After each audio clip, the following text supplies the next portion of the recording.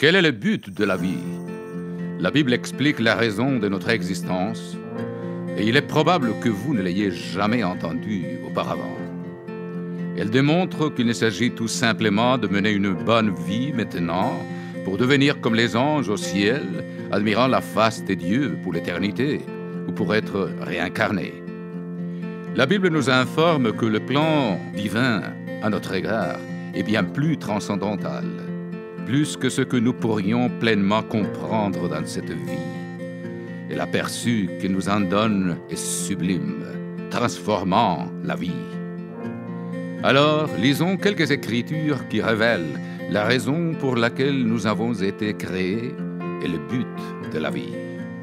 Tout d'abord, nous lisons dans la Genèse, au moment où Dieu créa les animaux, qu'il les fit selon leur espèce, le bétail selon son espèce.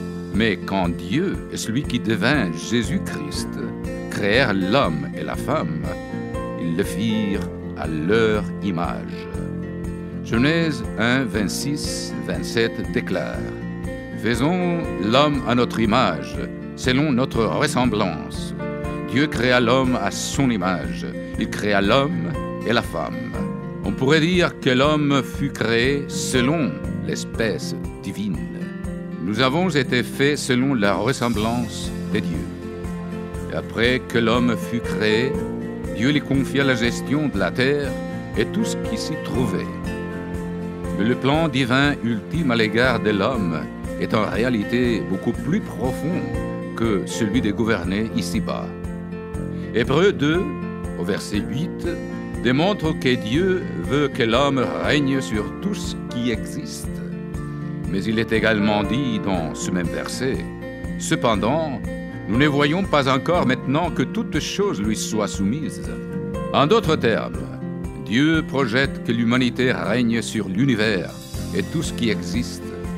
Mais ce n'est pas encore le cas, parce que la résurrection doit avoir lieu premièrement.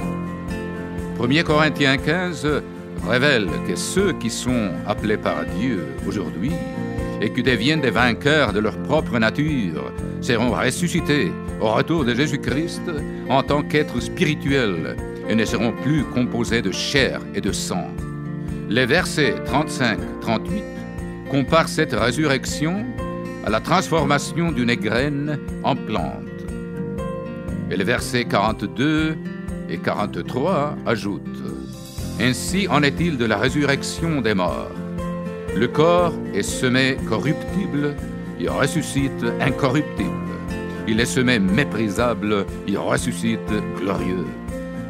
Il est semé infirme, il ressuscite plein de force. » Puis au verset 49, « Et de même que nous avons porté l'image du terrestre, c'est-à-dire Adam, nous porterons aussi l'image du céleste, c'est-à-dire Jésus-Christ, en expliquant plus loin que la chair et le sang ne peuvent hériter le royaume des dieux. » Lorsque Jésus parla de la résurrection dans Jean 3, il précisa que si un homme ne naît de nouveau, il ne peut voir le royaume des dieux.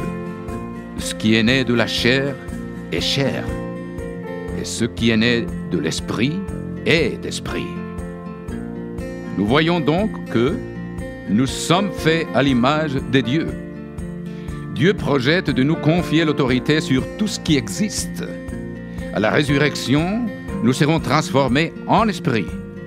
C'est ce que Jésus appela être né de nouveau. Cette fois-ci, non pas dans un corps composé de chair, mais dans un corps incorruptible, glorifié et spirituel comme celui du Christ glorifié. Dans Colossiens 1, 18, Jésus est appelé le premier-né d'entre les morts. Romains 8, 29 dit qu'il est le premier-né de beaucoup de frères. Et Hébreux 2, 10 dit que Dieu veut conduire à la gloire beaucoup de fils. Voici à présent quelques passages encore plus explicites sur le but de notre existence. Dans Romains 8, l'apôtre Paul explique: « Nous sommes enfants de Dieu. Or, si nous sommes enfants, nous sommes aussi héritiers, héritiers des dieux et co-héritiers de Christ, afin d'être glorifiés avec lui. Paul dit que les chrétiens dotés de l'Esprit des dieux sont certes des enfants engendrés des dieux dans la chair. Mais il déclare également que nous naîtrons de nouveau en tant qu'enfants spirituels et glorifiés des dieux lors de la résurrection.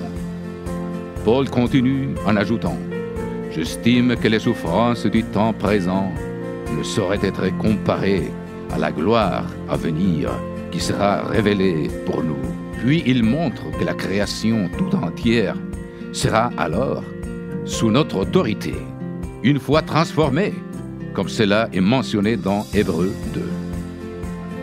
Les versets 19 à 21 de Romains 8 précisent que la création attend-elle avec un ardent désir la révélation des fils de Dieu, car la création sera affranchie de la servitude de la corruption pour avoir part à la liberté de la gloire des enfants de Dieu. Reportons-nous à la première épître des Jean, chapitre 3, verset 2. Bien-aimés, nous sommes maintenant enfants de Dieu, et ce que nous serons n'a pas encore été manifesté. Mais nous savons que lorsqu'il paraîtra, nous serons semblables à lui, parce que nous le verrons tel qu'il est.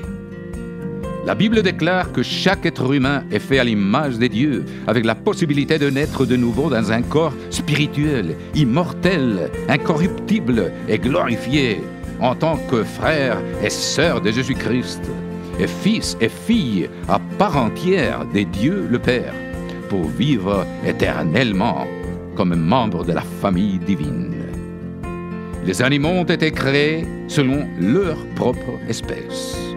Et nous avons été créés selon l'espèce des dieux, pour finalement recevoir la vie éternelle en tant que membres de la famille divine. Apocalypse 21:7 rappelle que celui qui vaincra héritera toutes choses, c'est-à-dire l'univers. Je serai son Dieu et il sera mon fils. Cet avenir devient possible en nous repentant du péché, en acceptant dès à présent le sang de Jésus-Christ qui couvre nos péchés et en mettant en pratique la parole divine. Si vous voulez en savoir davantage concernant le but incroyable de la vie et la raison de notre existence, cliquez ici pour recevoir cette brochure gratuite. Merci de nous avoir regardés. Veuillez aimer, partager et vous abonner. Pour en apprendre davantage, rendez-vous sur notre site mondedemain.org.